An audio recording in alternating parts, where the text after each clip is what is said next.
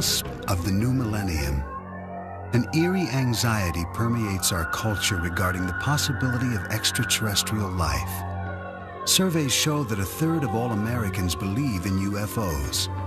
Nearly 5 million claim they have encountered alien beings. Scientists remind us that these fantastic sightings are unconfirmed and unconfirmable. Skeptics insist that the people who make these claims are either deluded or they're exploiting the controversy for personal gain. And yet, the people who say they've had these experiences remain loyal to their stories. Stories which capture our attention and reflect a deep hunger to believe that we are not alone. In rural Kentucky, a man recalls his family's supposed shotgun battle with aliens in 1955. A UFO investigator describes what she believes to be a face-to-face encounter with an alien. Just a mile from New York City, dozens of people hold the stories of UFOs and extraterrestrial visitations in a public park. And finally, a biblical scholar explains his belief that 6,000 years ago, all of human civilization was influenced by visitors from outer space. The notion of extraterrestrial life, fact or fiction? Or can it only be described as unexplained? In 1955, Kelly, Kentucky, 70 miles north of Nashville, Tennessee, was a peaceful farming community. On the evening of August 21st, deep in the Kelly countryside, a party of 10 people reported a wild encounter with aliens. The Langfords were winding down from a family get-together filled with laughter and card playing. 12 years old at the time, Lonnie Langford says he remembers that night clearly. There was me, my brother, my sister, 2 half-brothers, their wives, and a friend and his wife. That's about it, besides my mother. And we just sat around, and talked and played cards. My half-brother's friend, Taylor, he had to go out. We didn't have no inside restrooms back then. And as he was going out the door, he looked up and he noticed this round object. It had lights all around it.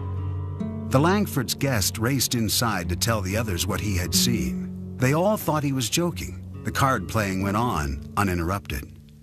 Finally, everyone turned in for the night. Everyone except Lonnie's mother. She was just laying there awake with her eyes open and looking out the living room window, and saw this this object standing there. She screamed, Everyone jumped out of bed, and Lonnie's brothers grabbed their shotguns. He saw little creatures 3 foot tall, webbed feet, webbed ears, big eyes, hands that were web shaped like. They were silver, had silver uniforms, no noise, no sound, no talking. They was just there. I don't know why. Lonnie and his family watched the creatures float through the air as his brothers fired their shotguns. They say some bullets knocked the aliens over, but that to everyone's horror, the strange beings got back up again, unscathed. Everybody got roused up, started hollering and screaming. Lonnie's brother headed outside with his shotgun. Just as he was going outside, one of them grabbed him by the hair of the head, and then he jumped on out in the yard and, shot at him. Lonnie Langford said he and his family watched in terror as these glowing beings circled their home. When his brothers finally ran out of ammunition, they brandished their flashlights. The beams illuminated the sky, and to the family's surprise, the silver creatures quickly retreated into the darkness. They wasn't trying to hurt nobody. They wasn't trying to hurt us all. I think they was more scared of us than we were of them.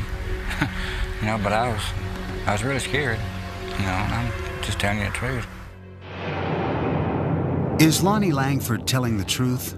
Or is his story nothing more than a twisted memory from a family gathering gone awry? What we do know is that on the same evening, other residents in the area had reported what they believed to be meteor sightings, accompanied by a strange, machine-like hum. When the Langfords reported their sighting, police officers, state troopers, and even soldiers from the nearby Fort Campbell Army Base arrived to check it out. Kentucky State Trooper Russell Ferguson investigated the incident. He found no physical evidence to substantiate the Langford story. The only thing that we did find was the family there, rather disturbed, very emotional, and swearing that something had occurred in the way of small, silver-looking people with big eyes and big heads trying to get into their house. UFO investigator Philip Imbrogno finds the Langford family's story compelling. He thinks they may indeed have encountered extraterrestrials. It is one of the cases that is actually very convincing, because here you have a family that really didn't care anything about UFOs, and all of a sudden they report that they had these little beings coming on their property and they fired on them and so on. And to this day, that is one of the cases that convince me that perhaps we should consider that there are extraterrestrials here from time to time that have landed on our planet and interacted with our society. During the time of the Langford sighting in the mid-50s, Americans of all walks of life were enthralled with space-age images, and a new wave of science fiction movies was coming out of Hollywood, many of which were based on the growing anxieties surrounding the Cold War. The local people were influenced by movies and books and magazine articles popular in that particular time, but keep in mind that the people of this area were fundamentally agricultural in background and Protestant in their faith, with some commitment to the fundamental side of faith. Since the Langfords claimed to be devout Christians, is it possible that they had become overzealous from a religious revival meeting that Sunday afternoon? State Trooper Russell Ferguson doesn't think so. He believes they were drunk. I didn't find anything up there except just a bunch of people running amok. They had one specific emotion, and that's from, I think, a pretty wild day. Oh, there was no alcohol there. No alcohol at all, because my mom, she was real Christian and she wouldn't allow it in the house. My brothers did drink, you know, but they didn't have anything around the house. There wasn't no alcohol around the house that night. Another explanation for what took place that night involves a traveling circus which happened to be passing through town. I went to our newspaper files and found the showing of the Shrine Circus here at our fairgrounds for 3 nights, Thursday, Friday, and Saturday, prior to this activity at Kelly. It's certainly possible that monkeys were in that traveling troupe of the Shrine Circus, and it is possible that some of them could have escaped. Some people said it was monkeys from a circus. I didn't know that there was a circus at the time, and neither did my family. There ain't no silver monkeys. How can a monkey be silver? If these strange visions weren't brought on by excessive drinking or playful chimpanzees, what really happened? One author on paranormal phenomena, Greg Little, thinks there could be a scientific explanation. This part of Kentucky lies on a major fault line. Little points out that tectonic pressures in the earth can create unusual forms of electromagnetic discharge, strong enough to disorient people. These electromagnetic plasmas have this enormous, powerful electromagnetic field around them. And when a person gets close to this field, it does interact with brain biochemistry. It also produces serotonin, a substance that is biochemically identical to a hallucinogenic drug called dimethyltryptamine, which is a 30-minute LSD trip, which, gee, if you had a 30-minute LSD trip when you were asleep, what would we call that? A dream. Dreams, nightmares, few, if any, will ever be sure of exactly what happened that summer night in 1955. I have no idea why the aliens visit me. Maybe they're just passing over and something, got curious and wanted to come down. I don't have no idea. Why do you think God put all those other planets out there and all those moons and all those other suns and just left this one with life on it? All the rest of them out there is without life now. I ask you, if you were suddenly capable of going from here to Mars or the sun or whatever other planet. And you were coming to Earth with all that technology that was available to you. Now, surely to hell you wouldn't land in Kelly, Kentucky, when we've got the nation's capital and all the other big cities and what have you. No, I don't think so. One thing is certain. Lonnie Langford and his family did not go out seeking extraterrestrials that August evening. And the memory has haunted them ever since. There are areas around the world which are known as so-called UFO hotspots because of the frequency of reported sightings.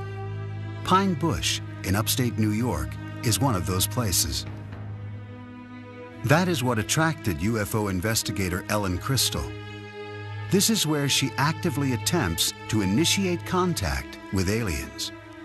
Having written a book on her experiences called Silent Invasion, she believes her 20 years of research, including over 1,000 photographs, offers evidence of the existence of extraterrestrial life.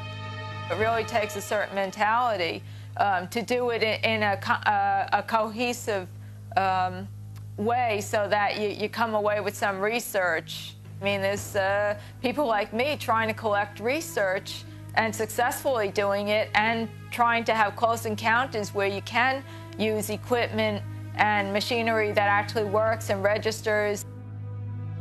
Ellen first began searching for extraterrestrials in the countryside around Pine Bush during the early 1980s. At that time, a psychic told her that she had been cured by aliens during a severe childhood illness. She basically did a reading with me, and she said, when you were 4, you were really sick, and she said, I see the ship above a White House, and they healed you. And I said, well, I was sick. I was sick for 8 months. I thought I was 2. This psychic reading motivated Ellen to pursue her dream of meeting up with aliens. This is her story. She maintains that on August 7th, 1980, she had a close encounter which satisfied her curiosity, perhaps more fully than she had expected. My own stipulation was that I would not walk in a new field that I hadn't walked in already. So I had gone up to actually the first site, which is right up here, about half a mile, and I was standing in the field, and I was turning around, just watching some nebulous lights. I saw a huge bright light go down in the trees right across the street from me. And I wasn't sure what I wanted to do. I kind of thought they were daring me. Ellen took the challenge. She drove from field to field, contemplating her next move. Gathering up her courage, she went back to the spot where she had first seen the mysterious lights. She says that as she aimed her flashlight up into the trees, she saw something that looked like a moth. But when she moved the light down, she saw legs. Legs that appeared to run in place. But the thing ran across the clearing when it could have ducked into any bush. This was the other thing that puzzled me. It ran across the clearing, came to the edge of the clearing, stopped and stared at me. The alien in Pine Bush was about 3.5 feet tall. No discernible clothing, beige, very pale beige looking, very thin, large head, no hair, very big yellow eyes that wrapped around to the side, and the eyes were what caught in my flashlight. Ellen was bewildered by an overwhelming power, which she sensed radiating from the creature. I mean, they look, if you just look at somebody that size, you think nothing, like a child. But then you get this awesome feeling of power. And at that point, I probably decided to take off. That was probably one of the deciding factors. Frightened and exhausted, she drove to a deserted parking lot to rest and collect her thoughts. I just couldn't deal with all the emotion. I was so paralyzed with fear, and I remember my chest like going up and down. I mean, I was totally panic-stricken. I started to sweat. Ellen Crystal kept a journal of this and other experiences that she included in her book. As part of her research, she has developed elaborate theories all her own about why these aliens have come to Earth. I think that the aliens have a problem. I think they have a really terminal physical problem. I think the only reason that aliens would be coming here on such a massive level would be if they have a terminal physical problem, and that essentially equates to reproduction, that they may be a race on the edge of extinction.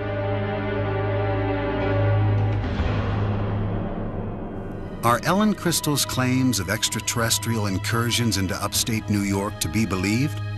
Or is she subscribing to a type of modern-day mythology? Professor of Sociology at Northwestern University, Bernard Beck, thinks this is the case.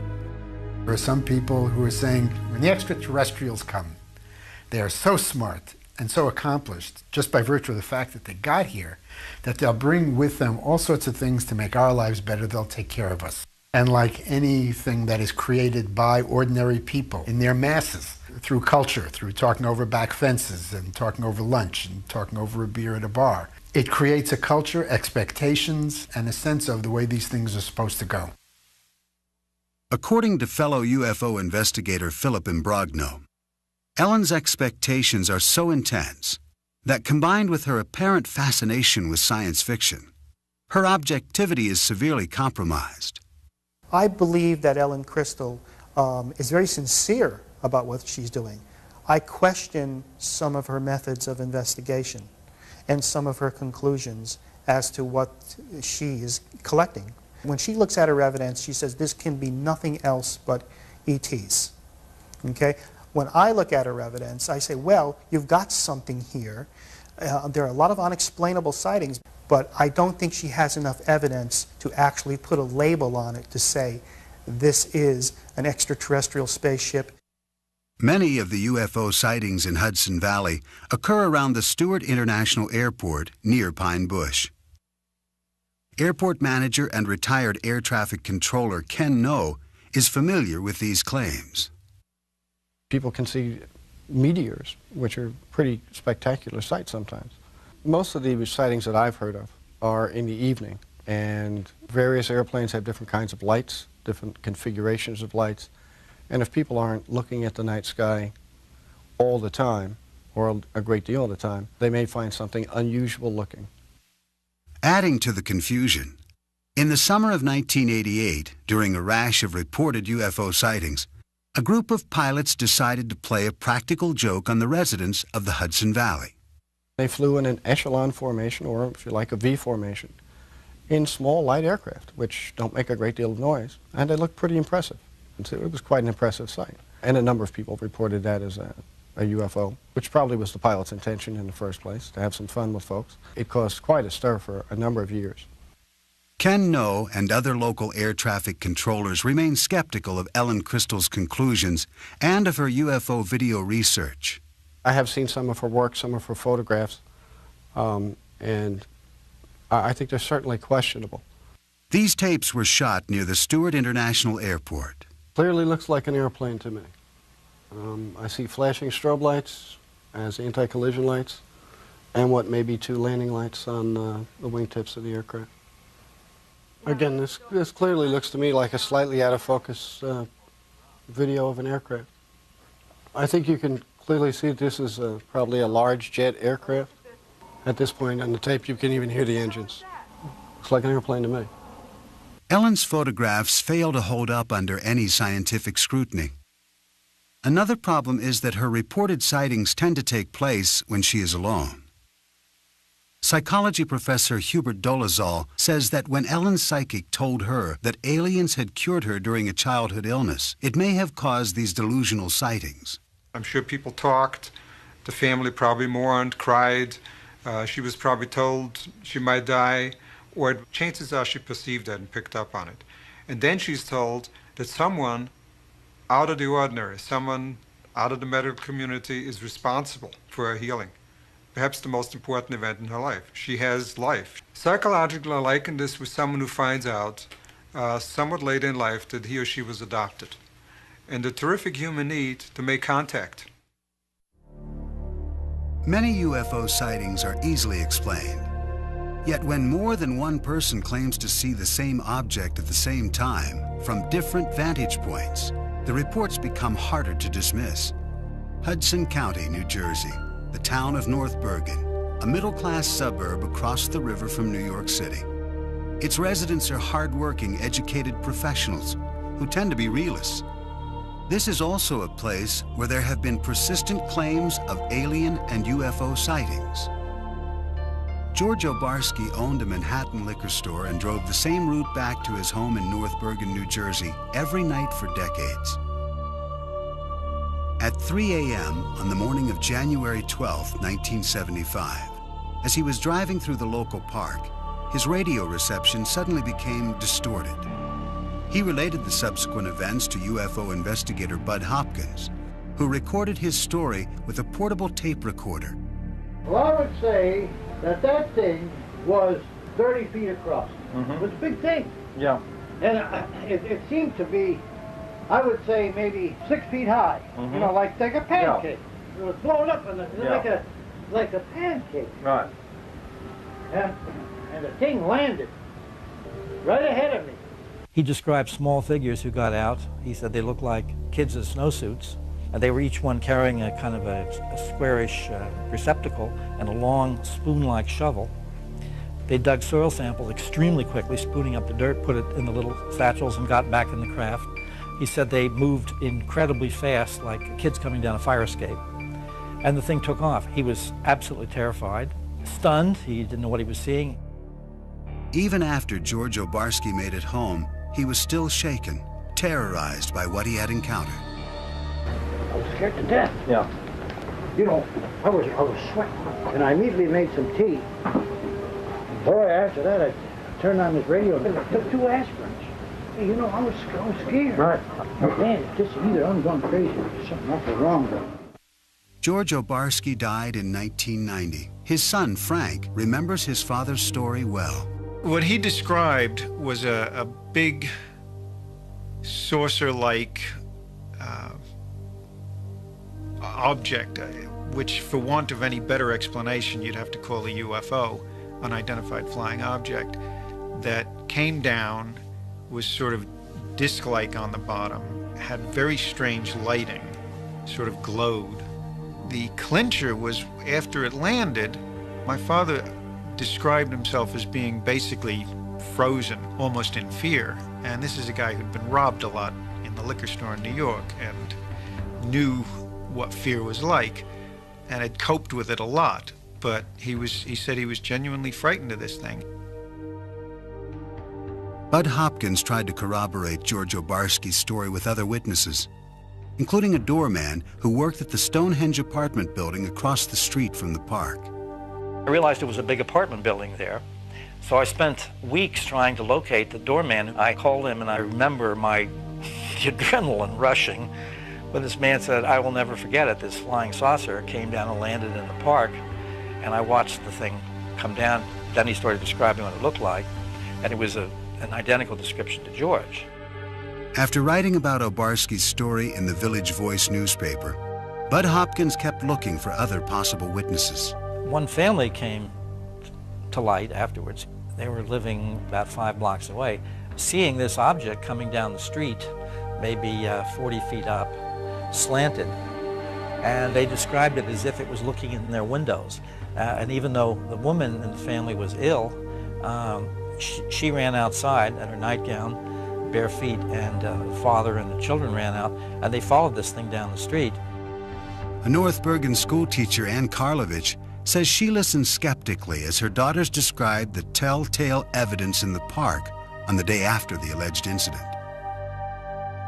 Back in 1975, we had heard about this incident, that there was a flying saucer in the park. So my daughter and her friends went down to the park to see what was going on, and they all came running back saying they saw rings and burn marks in the grass in the field down near the softball field.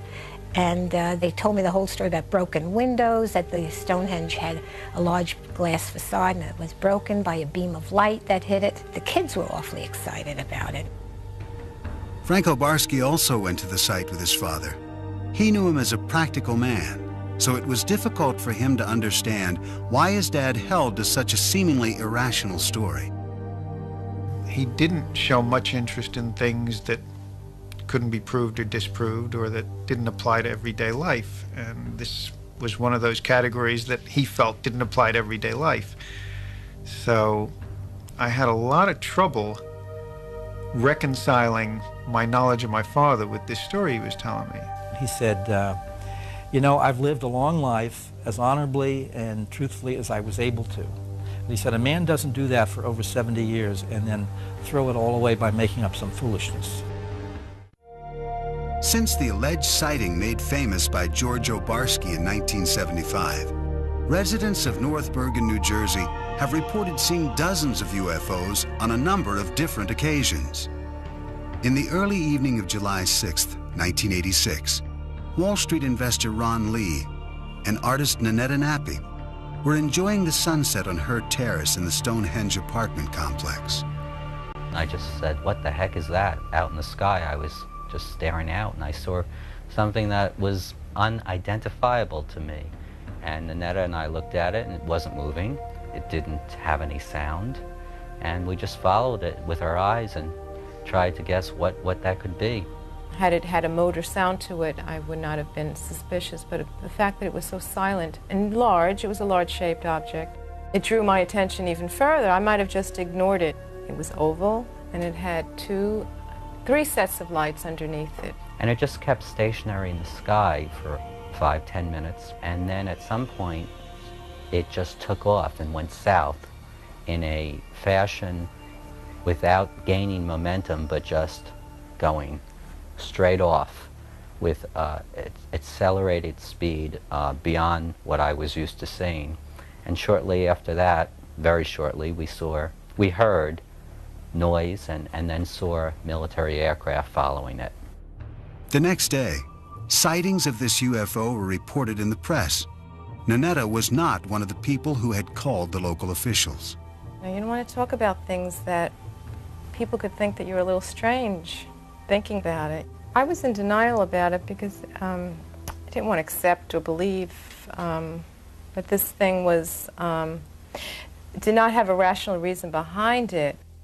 2 years later, in the same area of New Jersey, disc jockey Dave D'Elia claims he witnessed an unidentified flying object on St. Patrick's Day in 1988 over North Hudson Park. D'Elia says he was driving home when he noticed something in the sky. He pulled over. As I'm standing there, it's getting closer and closer, no noise at all, but the lights that made up the triangle were white, the diamond were white and green. D'Elia returned to his car and followed the UFO down the parkway for several miles, noting the shape of the craft. The shape of the UFO was a diamond shape like this. Where my thumbs are was basically the part that was coming toward me. That's how it was flying. In 1993, 5 years after D'Elia's reported 1988 sighting, another North Bergen resident, Ann Karlovich, who had been skeptical of the earlier Obarski sighting, claims she too was an eyewitness to an unidentified flying object. I saw this very kind of a elliptical shaped large light shining, and I looked at it and I said, gee, wow, what is that? And it seemed to be moving very slowly, but I wasn't sure. And then as I turned my car around, it was gone. So I came into the house, and my son-in-law and daughter were here. And I said to Joe, my son-in-law, I said, wow, did I see something strange on Boulevard East? And he said, I saw it too. It had a sort of eerie glow. It looked metallic and was very well lit, like with a fluorescent, bright flood kind of light. As I recall it to be a blimp-like object, like an elongated, like an ellipse, elliptical sphere, if you will. Joe Bass remembers reading the next day in the local newspaper that all the blimps in the area had been grounded due to foggy weather. I know what it wasn't.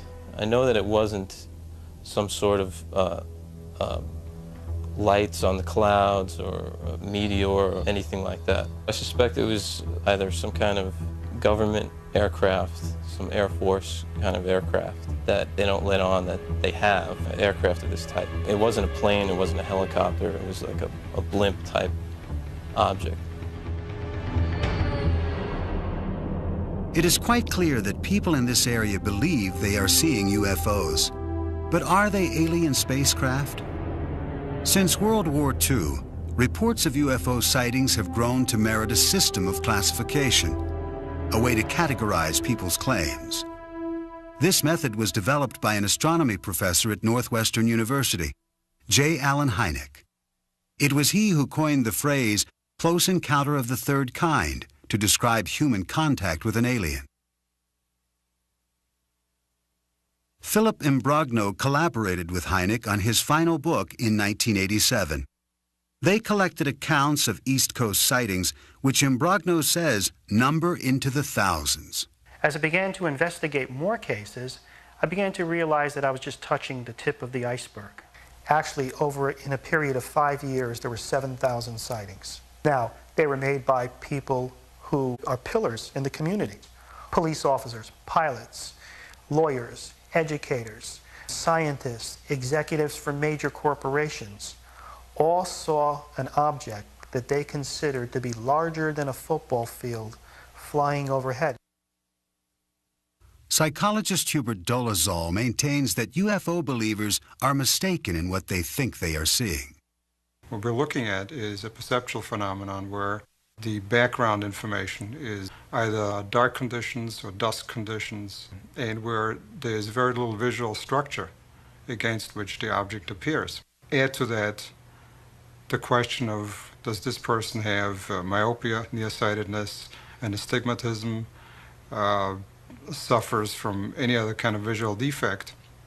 And now you're looking at the question of not only unidentified moving objects, but unidentified stationary objects. I know what I saw. That's the only thing I can say. I know I saw something that didn't look like anything else I had seen before. Syndicated columnist Sally Deering grew up in the North Bergen area. She's heard dozens of the local UFO stories, and she thinks any belief in aliens and UFOs is ridiculous. They jump to UFO. And I think they jump to that too quickly. There's a lot of ways you could explain a lot of these things that we see. And I think that people just want to believe, they'll go from A to alien before they'll go to A to B. And I remember back in the early 70s how we would read books, Robert Heinlein's Stranger in a Strange Land, Kurt Vonnegut's books, and we would accept science fiction as some kind of metaphor for what we were living in at the time. This sort of feeling of being outcast in a society. Are alienated people confusing science fiction with reality? According to Professor Dolezal, those who claim to see aliens and UFOs may be experiencing a psychological need to be a part of a trend, something bigger than themselves, thus latching on to observations which have little or no supporting evidence. What I do believe is going on, it's the proverbial bandwagon effect, that it's popular to be included and to be part of this. It is becoming more and more accepted. The onus of you're nuts, or there's something wrong with your brain, or you're a liar has been vastly decreased. I think people are more open to the possibility. I believe every human being wants to be part of something that is special, that is important, that is exciting. Certainly with the advent of human beings becoming more sophisticated in terms of space travel, our own yearnings to be in space and to populate other planets, I think all of that has fueled, and reasonably so, this entire belief system and movement. Although skeptics like Professor Dolezal give compelling reasons why people think they see things which are not really there, believers remain irritated by the general skepticism they encounter. Franco Barsky is still perplexed by his father's alleged experience. It really bothered him that people thought he was lying about this. And that's the thing that I find the most compelling about this whole story, and the thing that I have the most trouble with. I suppose it is frightening because it's the unknown. Things that are not really part of the known are frightening. It just came and went, and I could be wrong, but I think that was really a once-in-a-lifetime event where I saw something that's unexplained. Approximately 6,000 years ago, in southern Mesopotamia, a people known as the Sumerians developed an advanced society. As with the ancient Egyptians, many aspects of Sumerian culture remain cloaked in mystery. Zachariah Sitchin is a biblical scholar and expert on ancient civilizations. He believes that extraterrestrials called the Anunnaki visited this planet and influenced the Sumerian culture, a culture which attained heights that have not been matched until modern times. They had incredible knowledge of the heavens, of astronomy, of mathematics. They had high-rise buildings. They were the first to introduce the wheel. They had art, they had music, they had dance, they had laws, they had courts, they had judges, they had kings. Everything that we consider essential to a high civilization appeared there almost overnight 6,000 years ago. Sitchin bases his beliefs about the extraterrestrial influence on the Sumerian myths, which were written on ancient tablets. He contends that these myths describe actual experiences with the extraterrestrials known as the Anunnaki. The following text describes an assignment given to the ancient astronauts. Some were told to orbit and guard the Earth, while others were sent down to settle. Assigned to Anu to heed his instructions, 300 in the heavens he stationed as a guard, the ways of Earth to define from the heaven and on Earth. 600 he made reside. After he all their instructions had ordered to the Anunnaki of heaven and of earth, he allotted their assignments. I surmise from those various texts, they were losing their atmosphere on their planet, whether because of natural causes or ecological developments. According to Sitchin, these texts describe the Anunnaki coming to Earth to acquire gold particles, which they would use to shield their atmosphere. The myths also offer information about law, astronomy, and the cosmos. In these texts, our solar system consists of not 9 planets as we know it, but of 12, with the Anunnaki coming from the 12th planet called Nibiru. This mysterious planet comes close to the Earth's orbit every 3,600 years. The evidence from those ancient texts, from those ancient depictions, leaves no doubt in my mind that others from another planet were involved not only in our creation by jumping the gun on evolution, the way the Bible states it, but they were involved in giving us civilization for many millennia thereafter. Did the Sumerians evolve differently from the rest of humanity? Nearly all scholars on Sumerian culture dismiss Sitchin's hypothesis, including Professor Miguel Seville of the University of Chicago. In my experience, there is nothing in the evolution of the culture in southern Mesopotamia that cannot be explained by the normal evolution of culture in general. Professor Seville maintains that the Sumerian mythological texts are nothing more or less than what they appear to be, myths. He doubts Sitchin's ability to accurately translate these texts. The author mixes languages and explains one form of a language by another, and sometimes he seems almost incapable of recognizing whether a word is Sumerian, Akkadian, or Hebrew. Not only do scholars of cultural anthropology like Professor Seville differ with Sitchin's 12th planet theory, there are astronomers who argue against its very premise. I don't think that such a planet would be able to elude our detection for any real length of time, given what we are able to do now, as far as telescopic observations and gravitational studies and so forth. As far as traveling here, I personally don't see any reason why our particular star system would be any more interesting than any other. Of course, new planets are still being discovered, and NASA experts have recently made claims of microfossils on Mars. These findings have led most natural scientists to concede that there is a distinct possibility of life evolving elsewhere in the cosmos. My guess is that if life forms, it forms on the surface of the planet. You have to have a certain temperate climate.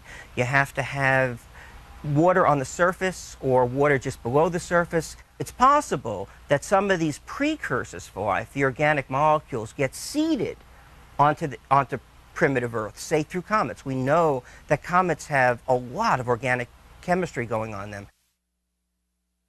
Many astronomers and astrophysicists agree with Professor Novick.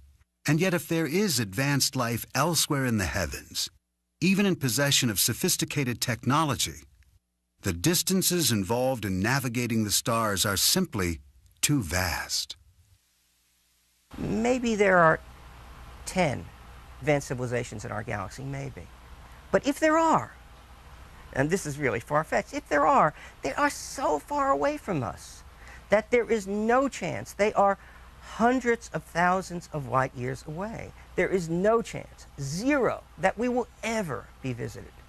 The best way to describe the distance to the stars, the distances are actually quite vast.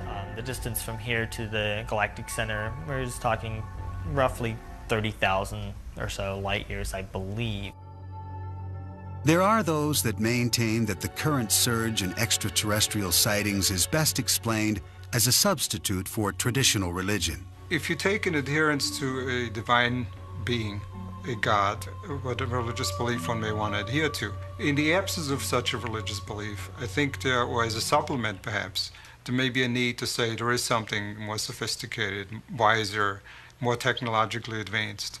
And it seems to me that this is a reasonable supplement to say as a substitute for religious beliefs per se. Our needs are so great emotionally for some kind of religious center, and our fears, our paranoid fears are so great that it's extremely difficult to look at this objectively, and yet that's what we must do.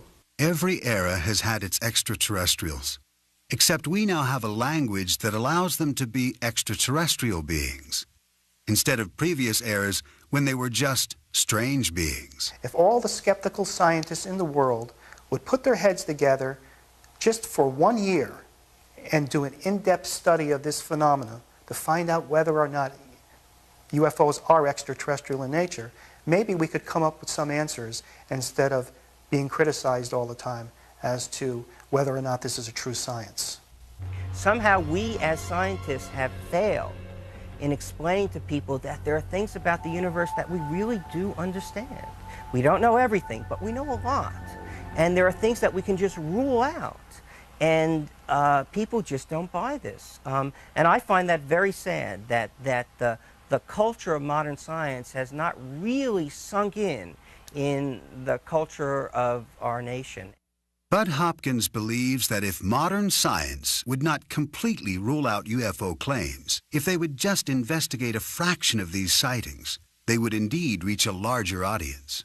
What I like to say is that an extraordinary phenomenon, which this undeniably is, no matter what your point of view is about it, an extraordinary phenomenon demands an extraordinary investigation. The way science works is that if there were something out there that was credible, if there was real good evidence and things could be followed up and said, yes, in fact, I see what you're talking about, people would love that. If there was anything to it, it would be embraced by the scientific community. Though skeptics will insist that all the thousands of claims of alien sightings do not add up to a single scientific confirmation, people will go on reporting them, asserting with equal fervor that what they saw was real. But without physical evidence, we are left only with assumptions. Some choose to believe in the existence of extraterrestrial life, rather than tolerate the uncertainty of the unexplained.